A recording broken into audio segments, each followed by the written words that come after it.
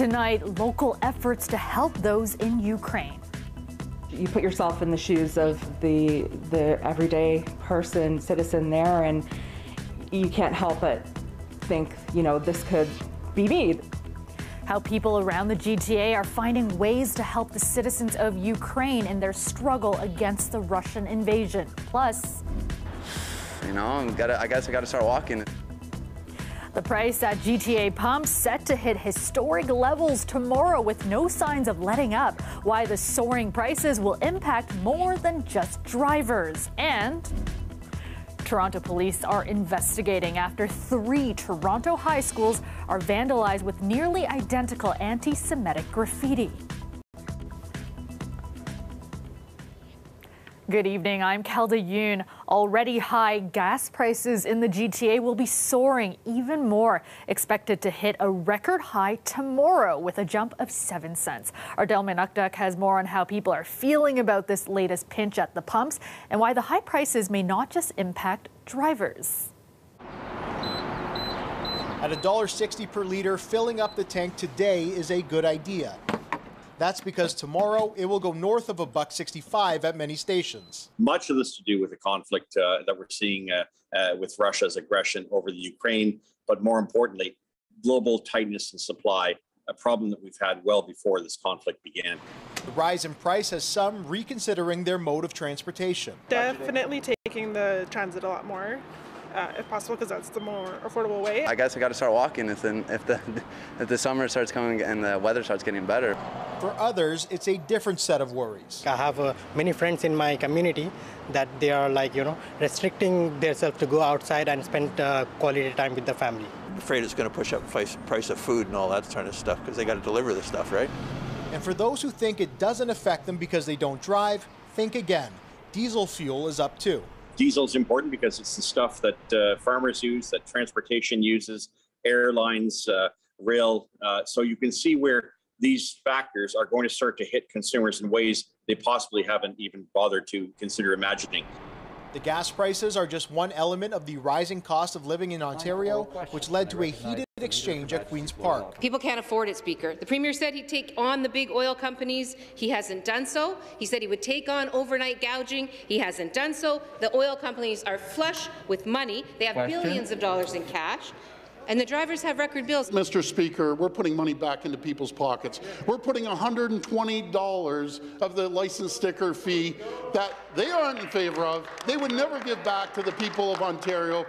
There's a lot that goes into the cost of gas, including the strength of the Canadian dollar and the carbon tax, which I'll point out the Prime Minister wants to raise significantly by 2030. But it's the war in Ukraine that is having the most immediate impact. And Dan McTeague, he believes that the cost of gas could go even further, hitting $1.75 per liter.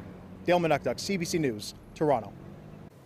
Toronto police are investigating after anti-Semitic graffiti was found at 3 TDSB schools. Police say all of the incidents are being treated as hate-motivated, and investigators are exploring whether they are linked. The graffiti was found outside Central Tech High School, Rosedale Heights School of the Arts, and Malvern Collegiate Institute. All the incidents were reported this morning. A spokesperson for the TDSB says the graffiti at all 3 schools was nearly identical and appears to have occurred last night.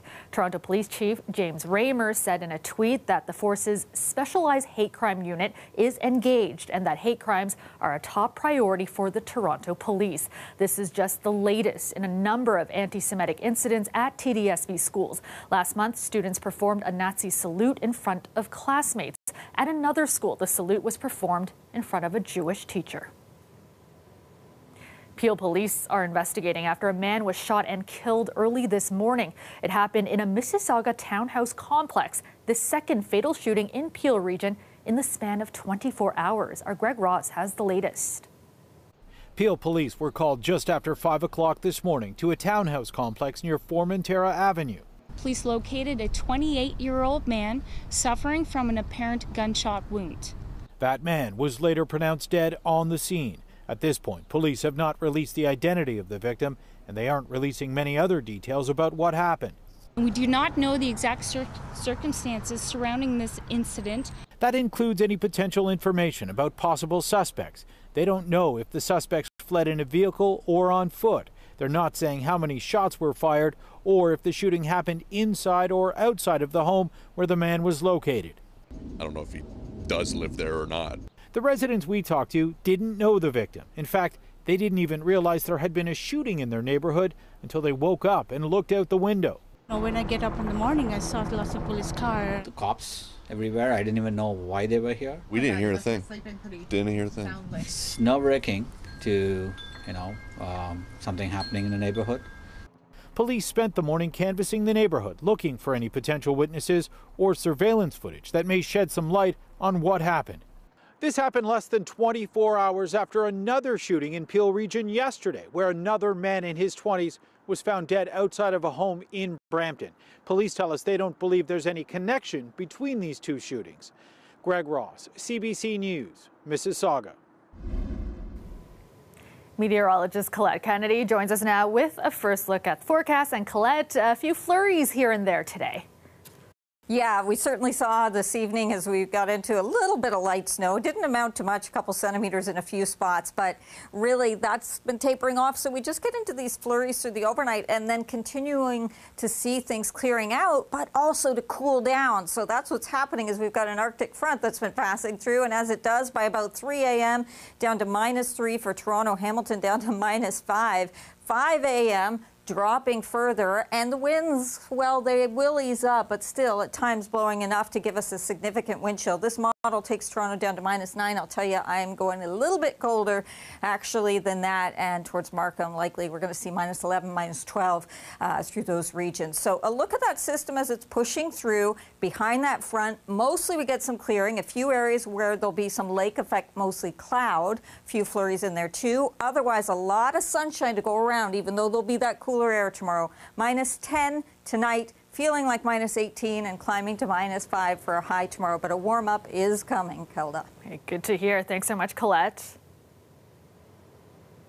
The lawyer for the family of Elnaz Hashtamiri is questioning whether police did everything they could to protect the 37-year-old before she was abducted in January. Before Hashtamiri was forcibly taken from a relative's home in Mississauga Beach, she was badly assaulted and was afraid she was being followed. Angelina King has these exclusive details. Elnaz Hashtamiri hasn't been seen since January 12th. That's when she was abducted by 3 men wearing police gear from this home in Mississauga Beach. She was there hiding because she was worried about her safety. Elnaz did everything right. Her family hired lawyer Devin Baines to try and help navigate the fog of the mysterious case. He says before she was taken, Hashtamiri reported safety concerns to police repeatedly, alleged harassment by her ex-boyfriend, a vicious assault at her condo, and tracking devices that were found on her vehicle twice. She contacted the authorities at every time she should have. She had faith in them as she should have, to protect her and to look into things effectively. I do not know if the police acted as they should have. She first contacted police last fall, reporting that her ex-boyfriend came to her condo. Then, in December, 2 tracking devices were found on her car. Not long after, she was attacked with a frying pan in her condo parking garage by unidentified men and needed about 40 stitches. After the assault, Hashtamiri went into hiding at her relative's home in Mississauga Beach. CBC Toronto has learned she left only once, at the request of York Regional Police, to collect her car, phone, and computer investigators were examining for tracking devices and software. 2 days later, she was abducted, forced into this SUV. It's not confidence-inspiring.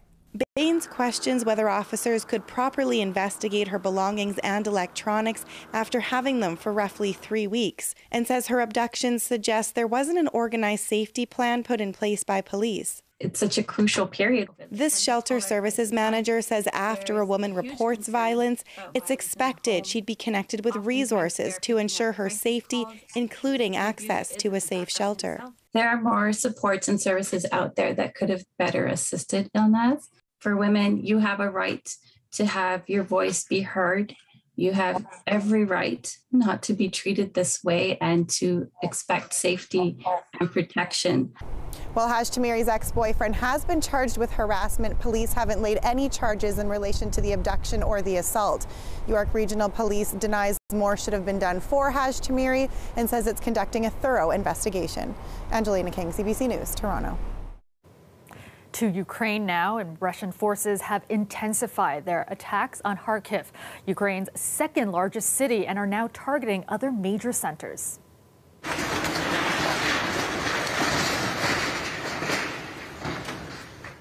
Missiles hit the headquarters of the police and regional security service in the city of 1.5 million on Wednesday, as attacks on civilian targets continued. Ukrainian officials also say residential buildings are being hit. Shells were reported to be falling on the southeastern port city of Mariupol. The Russians also claim to have captured the city of Kherson, another port on the Black Sea. And for the first time since the start of the war, the Russian Defense Ministry has released casualty figures. It says nearly 500 Russian troops have been killed and nearly 1,600 have been wounded. Ukraine has not disclosed its military casualties, but says more than 2,000 civilians have been killed. Ceasefire talks are set to resume in just a few hours. Now, here in Toronto, people have been finding different ways to help those in Ukraine. Our Jessica Ng spoke with a few of them tonight. It may not seem like the ideal spot to start a conversation about what's happening in Ukraine and how to help, but registered massage therapist and clinic owner Sandra Sina would disagree.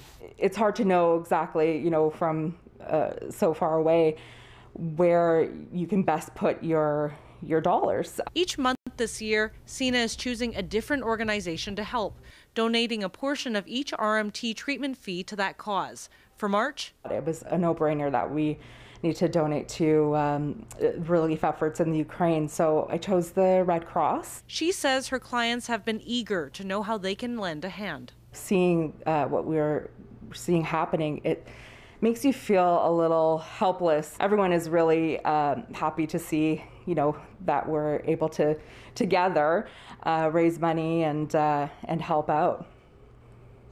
I'll just stay focused on the flowers. Toronto-based artist Laura Jean Bernhardson, inspired by the bravery of the Ukrainians, also came up with her own way to help out. All people have to do is do a $100 or more donation to the Red Cross and send me their receipt, and I will send them a print when it's done. Tonight, she finished a new painting with imagery that's synonymous with the sovereign nation. It's very inspired by the, Ukrainian culture. We've got the flower crown here and embroidery on her dress and the sunflowers. The country's national flower, and now a global symbol for solidarity. Those who donate and send the proof to Bernhardson will get a print in the mail. Hey, how you doing? Through the snow, Jason Van Bruggen is collecting donations to send to Ukrainian refugees in Poland. Iodine, that's perfect. They're shipping items like first aid kits and non-perishables. It's been a very sad thing to watch, of course, but also a very powerful thing to watch. People come together. Within 24 hours, the network has grown to include over 100 people. Social media got the word out quickly. I have spent time in Iraq and Sudan and Afghanistan. War is hell. War is absolutely brutal on everyone involved. And we sitting here watching the news in little snippets can't even begin to understand that. We on this end are just trying to extend ourselves a bit and do whatever we can to help. Jessica Ng, CBC News, Toronto. Welcome back. As COVID-19 restrictions lift in Ontario this week, Toronto's top doctor says while returning to more normalcy is possible, the fight against the virus isn't behind us. We can gradually loosen restrictions that just a few short weeks ago were so necessary. This doesn't mean that COVID is over, but now is the time to begin to live more fulsome lives with COVID. Dr. Davila is asking for the public to be patient around people who might not be ready for restrictions to ease. But she says restoring most normal activities paused by the pandemic is safe. That same sense of optimism could be felt from Brampton Mayor Patrick Brown. I want residents not to have the fear they had before. You can go out and enjoy a local restaurant. You can go and support local businesses. You know, the original variant of COVID was obviously a significant concern. You know, it caused serious hospitalizations. Because of the efforts of all of you, we're now looking at the latest COVID variants that don't have the same catastrophic consequences. Brown says today's briefing is the last weekly COVID press conference in the city. He thanked Peel Region Medical Officer of Health, Dr. Lawrence Lowe, for his hard work during the pandemic. Ontario's provincial election is exactly 3 months from today, and the Ford government is facing criticism for spending taxpayer money on an advertising campaign that touts Ontario's economy. Queen's Park reporter Mike Crawley has this story. Across Ontario, more workers are joining the skilled trades. This upbeat ad is part of a campaign called Ontario is Getting Stronger. The ad is appearing on TV stations across the province and debuted during the Super Bowl. More jobs are being created. Bridges and highways are being built. There are radio and online ads too, all praising Ontario's economic recovery, all funded by your tax dollars. Paid for by the Government of Ontario. So why is a government elected on a promise to respect the taxpayer spending public money on ads like this? Ontario is getting stronger, and prosperity is something that we want to really focus on. The Premier's office is refusing to say how much the ads cost, but based on past government ad campaigns, the price tag is in the millions. There's an election coming up, and the Premier is using public money for partisan purposes. Ontario's electricity system is more reliable. It's not the first time that the party in power stands accused of using government money to boost its re-election hopes. Household electricity bills will be more affordable, an average of 25% less. This ad campaign from 2017 about the Liberal government's hydro plan cost taxpayers $5.5 million. At that time, Stephen Del Duca was in Kathleen Wynne's cabinet. Now, he's criticizing Doug Ford for his government's ad campaign. He could have used this money to boost confidence in the vaccine for our youngest Ontarians, and he chose not to. He chose to produce ads that were purely self-serving. Hi, I'm Bonnie Lissick. The Auditor General reviews all government advertising. Her take on the Ontario is Getting Stronger message? The ads that are being put out are appear to be partisan in the sense that they create a positive impression of the current government, and they're really not specific enough to be useful for anyone. You won't see or hear the ads anymore after the end of this week. That's because non-urgent government advertising is banned starting 60 days before the election campaign. And the campaign officially begins exactly 9 weeks from today. Mike Crawley, CBC News, Toronto. The remainder of roads closed around Queen's Park due to anti-mandate protests have now reopened. Now, Toronto police say Queen's Park Circle is back open to all traffic, but add a police presence remains in the area. Many of the roads had been closed for the last 3 weeks due to protests. You're looking at a live shot of the Toronto skyline. Light snow tonight, tapering into flurries overnight as temperatures dip. Currently, though, we're sitting at the freezing mark. And let's go back to Colette now with a look at your extended forecast. And Colette, we will get some sunshine tomorrow, but it will be cold, at least for the next little bit.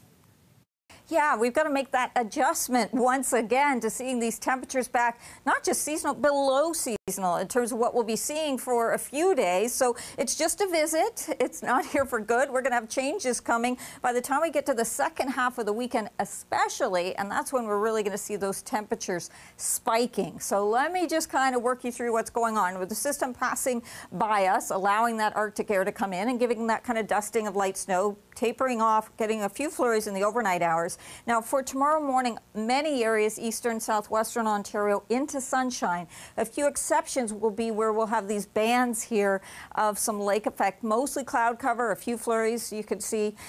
So really kind of just to the east of Sarnia towards London, Chatham-Kent affected, the west end of Lake Ontario too, where you'll have a little bit of cloud cover, but otherwise it is going to be a nice, bright, sunny day. And then for Friday, it will change throughout the day. So first of all, into southwestern Ontario, starting off with sun, and then through the Windsor area, you're going to find it clouding over, and eventually that's going to make its way towards the GTA too. So it's that kind of split decision in terms of the sky conditions for Friday as the next system will be approaching. Wind chills tonight, -12 to -15. Windsor, your low, -7. And this is what we're looking at. -10 to perhaps -12 for Markham and Oshawa. You'll fare slightly better towards St. Catharines, but just keep in mind hitting that number and that wind chill is usually in the early morning hours. It's not just through the overnight. We're getting to that low tomorrow morning when you're getting up. So be prepared for that. Make sure the kids are prepared as well. Tomorrow, -5. Still below seasonal, getting closer to seasonal Friday and Saturday. Now, early Saturday morning, we could have a few flurries, but then again, late Saturday into Sunday, as the system comes in, that's really going to be bumping those temperatures up. Yes, it comes with rain as well, plus we'll be looking at a melt, so flooding does become a concern, and I'm watching that number because it may be even warmer than that, Kelda. Wow. All right. Thanks so much, Colette. Finally tonight, a new doggy daycare in Cape Town, South Africa is taking it to the next level when it comes to pampering your pooch. Owners can check their fur baby into the luxurious Super Woof Hotel for a short or longer stay. The daycare comes with a spa, swimming pool, and sunbathing terrace. Take a look. I think more so now than ever, dogs are people's children, so they don't want to just be left at home to do nothing. Some of the key offerings we have is our splendid outdoor super sky deck. We've got a full table view mountain, the splash pool, not only AstroTurf but genuine grass as well, so the dogs have that natural feel, although it's in the city. Of course, we've got our handlers and staff on duty 24/7 to make sure that there's never ever a moment that a dog is being left unattended. I would choose all of them, but I will have to just go with Stevie. Stevie's fun. Stevie likes me a lot. Stevie, when he sees me, he goes crazy. We've got our customized lounges, which are absolutely delightful for the doggos. They really love sharing that space as a sleeping zone. They come here and get well spoiled, and just to make sure that at the end of the day they're knackered and happy when they go home. How cute is that also? I'm a little jealous. That's our show for you tonight. Thank you so much for watching. Dwight Drummond has your next local newscast tomorrow at 6. I'll see you back here tomorrow. Have a great night.